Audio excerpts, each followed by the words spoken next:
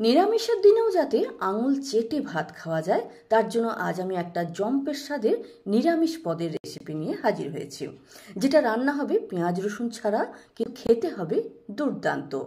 নমস্কার বন্ধুরা, চ্যানেলে আপনাদের সকলকে স্বাগত। চলুন খুব ঝটপট রেসিপিটা দেখে নেওয়া যাক। তো তার জন্য প্রথমেই আমরা নিয়ে নেব বেগুন। তো বেগুনগুলোকে একটু তাজা এবং কচি বেগুন নেবার চেষ্টা করব। যে বেগুনে বেশি বীজ থাকে সে বেগুনের স্বাদটা একটু কম হয়, আর এই রকম কচি বেগুনের স্বাদ কিন্তু অত্যন্ত ভালো আসে। তো যাই হোক, আমি এখানে 400 গ্রাম বেগুন নিয়ে নিয়েছি। বেগুনগুলোকে আমরা এইভাবে কেটে নেব। তো সমস্ত বেগুনগুলোকে আমি কেটে নিচ্ছি, আর আলুগুলোকে আমরা কাটবো এইভাবে লম্বালম্বিভাবে, মানে মিডিয়াম সাইজের আলুকে 4 ভাগ করে নিয়েছি। এবার কড়াতে 2 চামচ তেল দেব। তেলটা গরম হয়ে গেলে কড়াতে একটু মাখিয়ে নেব এবং বেগুনগুলোকে ছেড়ে দেব। বেগুনগুলোকে নাড়াচাড়া করে আমাদেরকে কিন্তু একটু লাল লাল করে ভেজে নিতে হবে।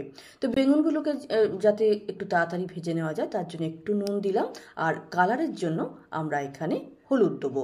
হলুদটা প্রথমেই দেবো না, কারণ হলুদ ভীষণ তেল টানে।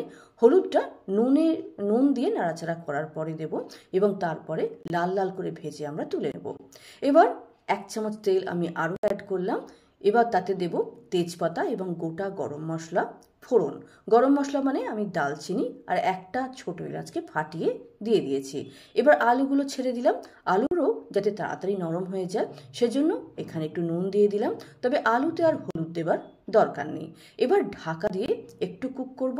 তারপরে ঢাকা খুলে আমরা একটু নাড়াচাড়া করলেই দেখবেন অর্ধেকের বেশি আলুর পিসগুলো সেদ্ধ হয়ে গেছে। এবার আমরা এই আলুর পিসগুলোকেও কড়া থেকে তুলে নেব। যে তেলটা বেঁচেছে সেই তেলেই আমরা টমেটোকে এইভাবে লম্বা লম্বা করে ফালি করে কেটে নেব এবং এই তেলে দেওয়ার পরে সামান্য নুন দিয়ে ঢাকা দিয়ে আমরা কিছুক্ষণ কুক করে নেব। টমেটো নরম হয়ে এলেই আমরা তাতে দেব 1 চামচ আদা এবং 1 চামচ কাঁচা লঙ্কা। লঙ্কাটা যদিও আপনি আপনার স্বাদ মতো কম বা বেশি করে নিতে পারেন। একটু নাড়াচাড়া করে নিয়ে আমরা এতে হলুদ, ধনে গুঁড়ো, জিরে গুঁড়ো, গরম মশলা পাউডার, ধনে পাতা এবং আরেকটা জিনিস এখানে যেটা দেব সেটা হলো কালারটা যাতে খুব ভালো আসে তার জন্য কাশ্মীরি মির্চ পাউডার বা কাশ্মীরি লঙ্কার গুঁড়ো। সবগুলোই আমি মোটামুটি 1/2 চামচ করে দিয়েছি। হলুদটা 1/4 চামচ দিয়েছি।